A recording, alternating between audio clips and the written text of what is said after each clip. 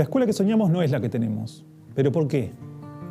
Miles invertidos en presupuestos, historias de docentes militando y luchando por una escuela diferente. La gente, la sociedad pone todas sus apuestas en la escuela. Y así todo no es la escuela que soñamos. Mi nombre es Germán Doín y hoy vamos a estar hablando de cómo lograr una escuela que no sea una pesadilla.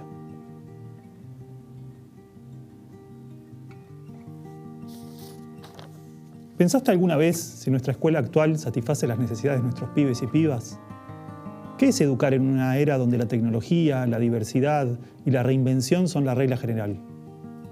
¿Acaso nuestro sistema educativo no quedó atrapado en la época de la fábrica? ¿Vamos a seguir sosteniendo una escuela que parece más una pesadilla que un lugar de aprendizaje? ¿No será hora de abandonar este esquema rígido que sigue privilegiando la memoria por sobre la creatividad, la monotonía por sobre la diversidad? Seguimos reproduciendo un modelo que parece más interesado en hacer clones que en fomentar la curiosidad y el pensamiento vivo. ¿Qué pasaría si arrancamos con soñar una escuela que inspire, que motive, que se amolde a las necesidades de cada estudiante? ¿Podremos lograr que la escuela se convierta en un lugar donde el conocimiento fluya como pasión y se alimente de ella? ¿Podremos imaginar una escuela que no sea una pesadilla? De eso y un poco más hablaremos hoy en este primer capítulo de La Escuela que Soñamos. Bueno, ¿cómo están? Un placer estar acá compartiendo y reflexionando un poco sobre esto, sobre la escuela que tenemos, la escuela que heredamos. La escuela que tenemos viene de la fábrica, pero también viene del ejército. Y algo de eso todavía sigue vivo ahí. Si bien hoy vamos a una escuela pública, la que sea, una escuela pública, una escuela privada, de cualquier tipo, de cualquier origen, en gran parte de Latinoamérica la experiencia es la misma. Nos encontramos con aulas cerradas, nos encontramos con pupitres mirando adelante, nos encontramos con maestros tratando de llamar la atención de los estudiantes, un grupo grande a la vez, todos diciendo tal vez lo mismo, tal vez la misma clase que dicen hace mucho tiempo porque no tienen el tiempo para reinventarse, para pensar cosas nuevas, estudiantes aburridos.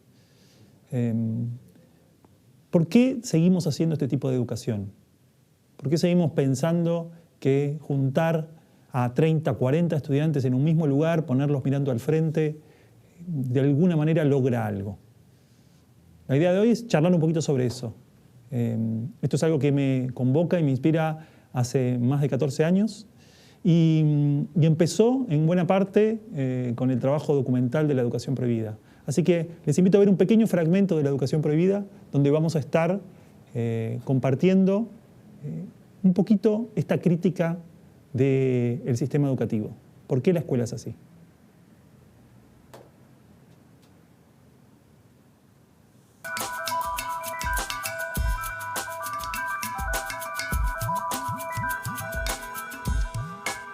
Y el estudiante no aprende después de 12 años a leer comprensivamente, no aprende las operaciones matemáticas, no aprende, en fin, aprende muy poquito.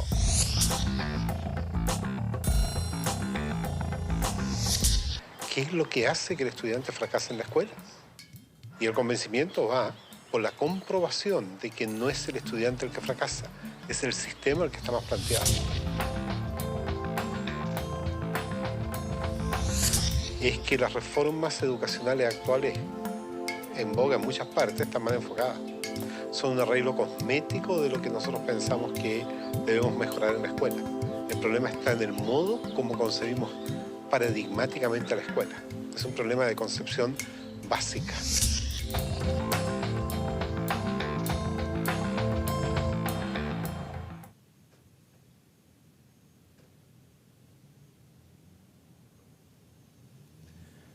Uno de los problemas que nos trae el sistema educativo es que concentra toda su energía y su atención en una sola parte de la mente. De alguna manera, el sistema educativo solo piensa en el campo intelectual, en el campo académico. Pero somos mucho más que el campo académico. Decía Claudio Naranjo que somos tres, somos mente, somos corazón, si se quiere, y somos cuerpo. De alguna manera, el ámbito del corazón y del cuerpo fue abierto y fue incluido en el sistema educativo, pero siempre por afuera, con algunas dinámicas artísticas, con algunas dinámicas corporales, en lo que llamamos educación física. Pero de alguna manera siempre lo único que rige y que llama la atención es el campo del intelecto. Pero ese no es el único problema. Otro problema es el para qué de la escuela.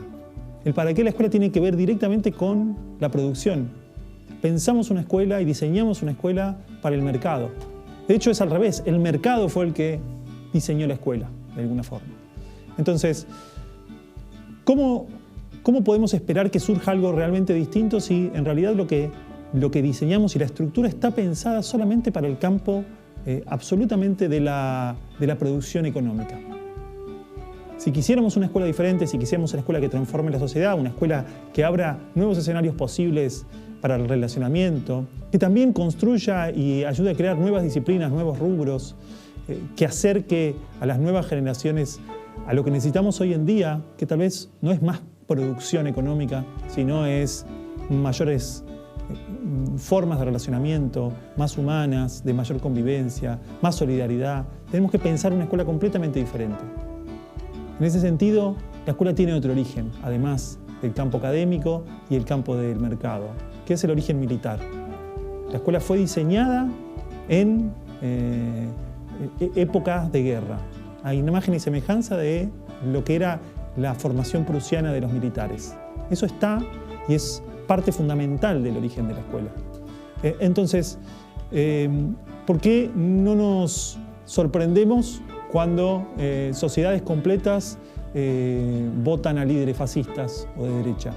Porque de alguna manera hay algo que seguimos sosteniendo en el cotidiano, una forma de hacer, de pensar, que tal vez no se dice en voz alta, pero tal vez como penetra en las formas de ser y de percibir el mundo de los niños y las niñas. Si nosotros los tratamos en una dinámica cotidianamente que tiene lógicas autoritarias, que reproduce las lógicas de homogeneidad, si los tratamos a todos iguales, ¿cómo esperamos que vayan a valorar la diversidad cuando crezcan?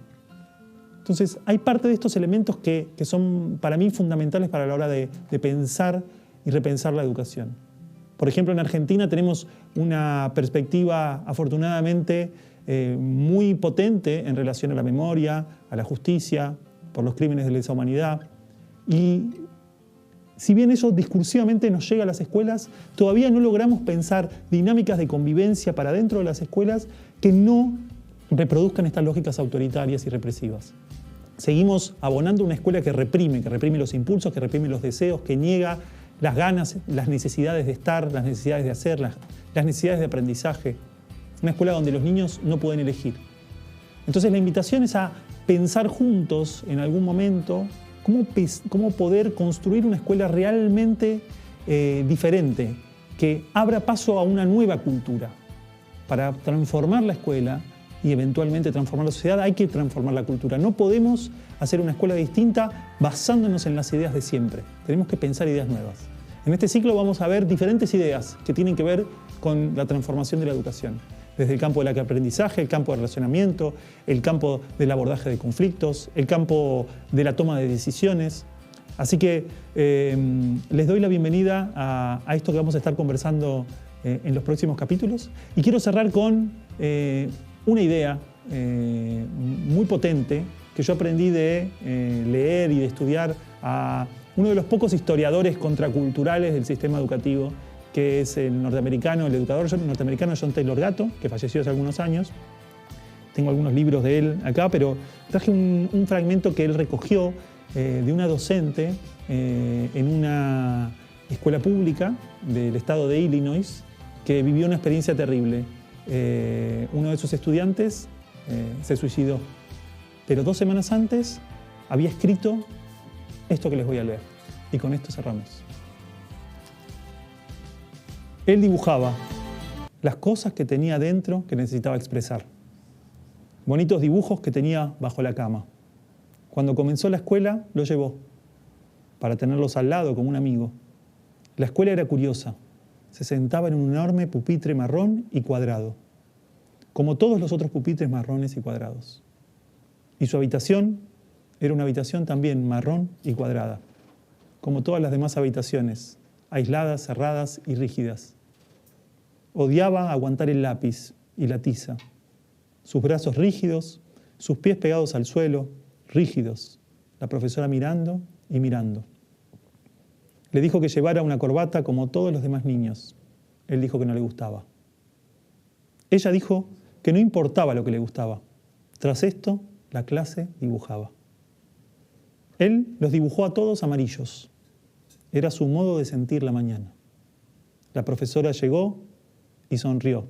¿Qué es esto?, le dijo. ¿Por qué no dibujas algo como el dibujo de Ken? Después de eso, su madre le compró una corbata y él siempre dibujó aviones y naves espaciales como todos los demás. Pero por dentro era marrón y cuadrado y sus manos estaban rígidas. Las cosas de dentro que necesitaba expresar ya no lo necesitaban.